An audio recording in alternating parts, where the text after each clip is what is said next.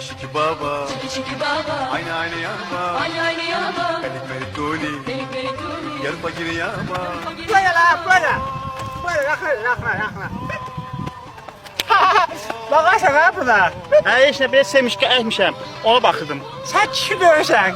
Ağzın danışığı belə 100 qram çipsən ağzın danışığı bilmirsən sən. Ne olsun bana lan kaşnaşmışam. Düz onun daxili yoktu. Ama sen kişi görürsen. Hə bir ağzın danışığını bil hə. Nə qalmışam mən sana? Ben sana davetname yazmıştım. Sen bana toyuma gelmedin. Niye? Sen bana sahipsen. Sən ildə bir dənə toy edirsən. Sənin toylarına pul çatdırmaq olur. Bəsdir də nə ta? Ağarım ha ben subayımı ölüm ha. Ay sana bir sual verim. Sən neçənci toyun idi? Bax axırıncı toy. Dördüncü toyum idi. Ay sana bir sual verim. O birinci arvad nə oldu? Göbələkdən zəhərləndi öldü. Və ikinci arvad nə oldu? O da göbələkdən zəhərləndi öldü. Hə, qismətə bax. Və üçüncü arvad nə oldu? Onu da belə boğdum öldürdüm. Dəlisən mən arvadı niyə boğu öldürsən hə? Göbələk yemək istəmirdi. Mən də boğdum öldürdüm. Qaşıyorum mən.